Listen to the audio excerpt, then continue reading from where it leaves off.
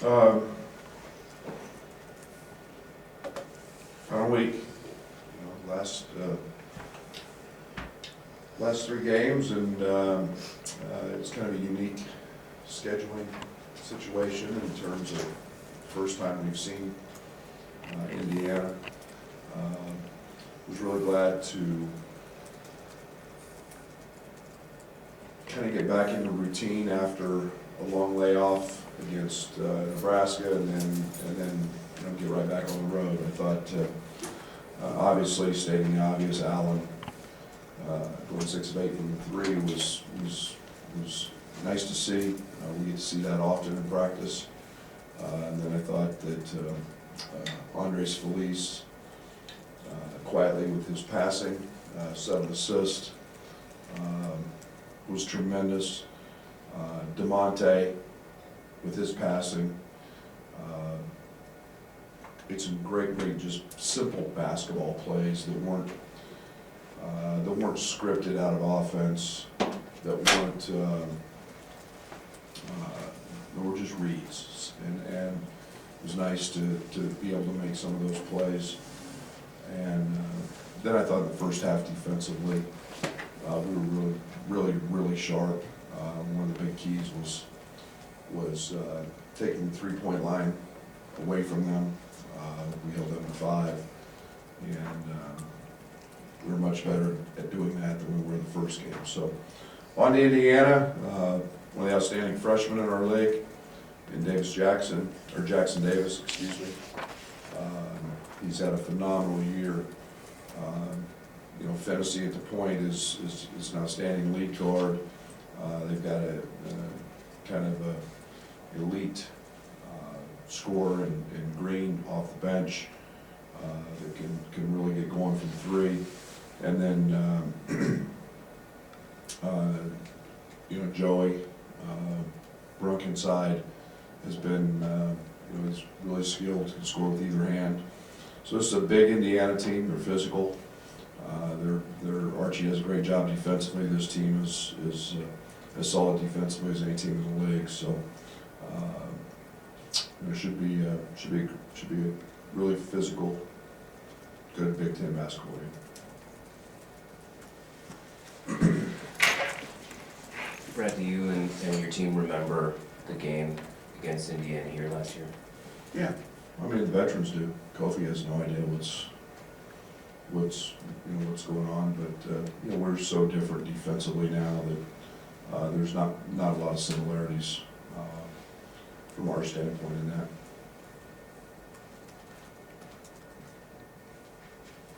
They're number 1 in the league in free throw rate, and Trayce Jackson's, I think, 3rd overall. So what do they do to get to the line? They're sneaky. You don't see them until you kind of look at the end of the game and you go, gosh darn, they got the line a lot. They're sneaky good in transition. They put a lot of pressure. Fennessy does a great job. I think that Hunter, when he comes in, I think you see Green, I think you see Durham, all those guys attack in transition. You've got to get that contained. They draw fouls that way.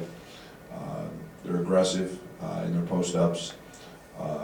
Trayce is a guy that has a very gifted skill set because he loves to play from the top of the key and drive it in that area. He spins a lot when he's in the paint, so he draws a lot of fouls. And then his body movements are towards the front of the rim, so he's going through people. And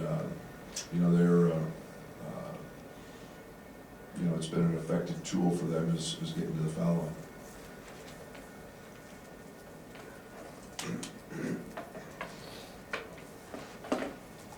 I'm not sure how much maybe Kofi and Trayce will match up against each other because they play Brunk a lot, together with Trayce. But just to have maybe 2 of the, arguably the top 2 freshmen in the Big Ten in this late season matchup, is that just, what do you feel like maybe that could bring on? Yeah, they're probably, neither one of them are probably freshmen anymore in terms of experience. This late in the year, they've all played 27, 28, 29 games, whatever the number is, and so there's some, but yeah, they know each other from youth basketball and growing up, but yeah, it's an exciting matchup, and we'll see how much they guard each other. I have no idea at this point, but they're two young guys who've come in and impacted this league in big ways, and there's no question they're not just two of the outstanding freshmen in this league, but in the country. We've seen Io really develop from last year to this year, that mid-range pull-up. How important is that to his game? And you guys are so into analytics, and that's universally not the best shot, but he makes it a really good shot. Well, it's one of the reasons he's gotten really good at it. He's pretty cerebral. He's gotten smart. He understands what everybody lives and dies by threes and layups, and that's a shot that you often get as a mid-range pull-up. And he's got great size. He's got the ability to stop on a dime. He's put in a ton of time working on it, and that's become his long floater is instead of that, it's just a pull-up jump shot, and he's been great with it, and was great with it at Northwestern the other night, and continues to put pressure on the defense with his pull-ups. What does that say about him coming out of high school to knock his three-point shot? He shot it pretty well last year from three, and in the offseason it was the mid-range game, shooting off the dribble, and now that's a big strength for him, one of the best out there. Yeah, I think the one thing that people should never, or I guess quit underestimating Io is that he has weaknesses. If he's got a weakness, he's going to work on it. He's been able to shore up really everything in his game, from three-point shooting, and that was the big rap coming out of high school, to he's a great layup maker, and that's all he shoots and had to shoot in high school, to now let's put a little variety in your game with mid-range pull-ups, going right, going left, off the bounce, off a ball screen.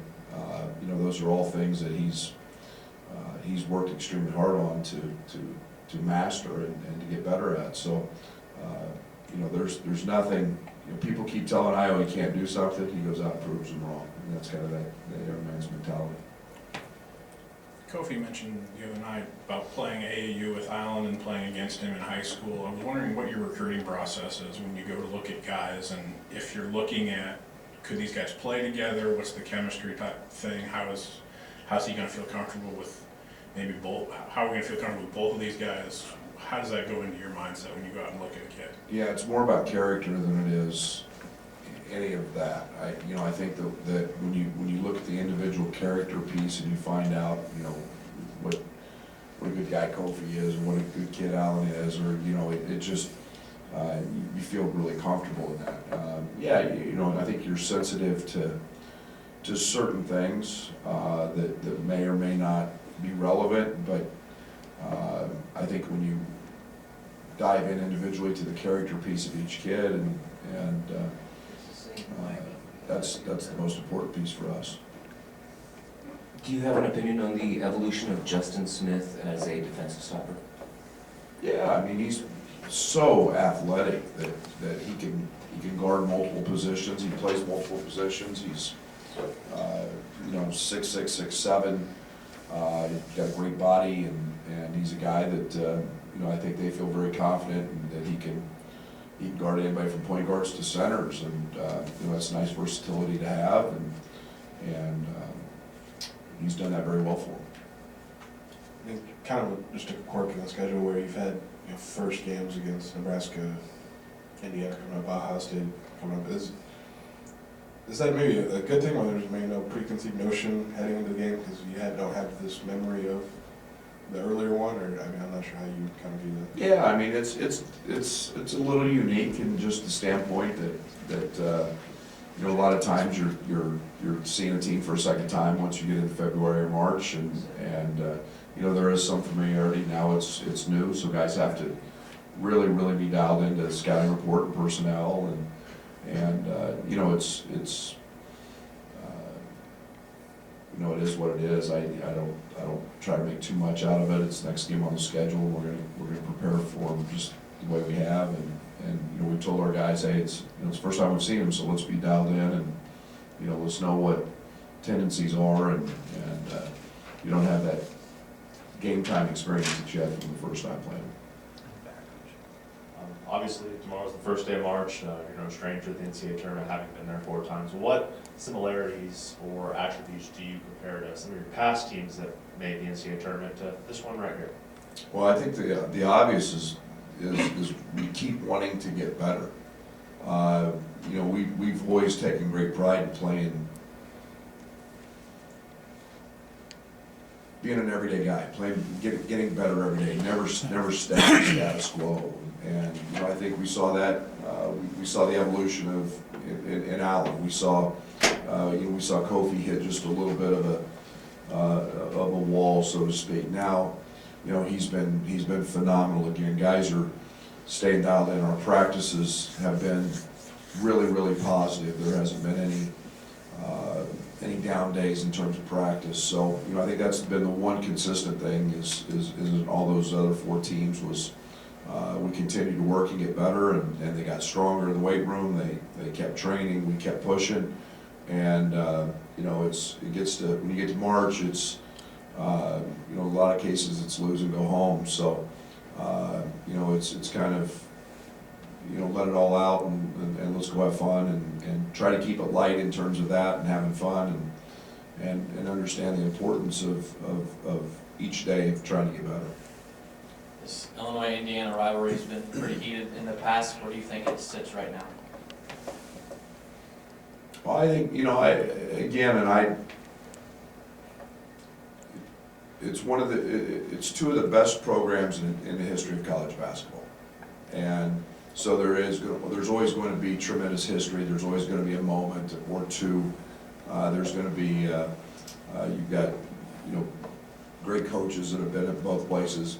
You know, both have been to Final Fours. Both have extremely passionate fan bases. You know, so that makes it fun. And I think I think this is, you know, as Archie and I keep, you know, growing and evolving, I think it's going to continue to be one of the best rivalries in college basketball. You mentioned the wall Kofi hit. What do you think was behind that, and how did you get him back on track? I think competition, I think, had something to do with it. I think that, you know, there's an 18-year-old kid, you know, freshman. I think they all have it at some point. You know, it can be for a couple games, it can be whatever it is. I just, you know, I think it was, they get tired of practice, and I think it's just finding a way to re-energize and get focused, and he's done that very, very well. Sort of a follow-up to that, how much maybe is just simply playing in the Big Ten helped Kofi's development? Because there's another really good big, you know, across the court every single night. It's a lot, there's no doubt. I mean, you can put a lot of players around the country in a lot of leagues, and they don't have the size and the difference and the demands that it takes to be a big in this league. And I don't care whether your Harms is 7'3" and can step out and shoot a 3, or your Stick Smith, who can lead the league in 3-point shooting, and or Luka Garza, who's arguably the best player in the country right now. And you know, he's got all sorts of weapons. So it's something different every single night, different size, different athleticism. Yeah, the maturation for him as a freshman and all that has been quite remarkable. Where do you think Kofi is with just developing his offensive package and maybe developing that signature move you mentioned maybe like a month ago or so? Yeah, work in progress. It's still a work in progress. You know, I think that, you know, we saw him the other night do some things that he hasn't typically done, which is just jump up and dunk balls with 2 hands. And you know, before he was maybe you know, just trying to drop those in. And it's you know, continually working on his jump hooks, right hand, left hand. We do hundreds of those every day. So it's you know, And I think that, again, that's why we often have the cliche, the best thing about freshmen is they become sophomores. Part of that is because they have a full off-season, you know, to work on those things. And, but he works every day at it, so, you know, he's growing in that area. Anything else while we got Coach? Thank you. See you tomorrow.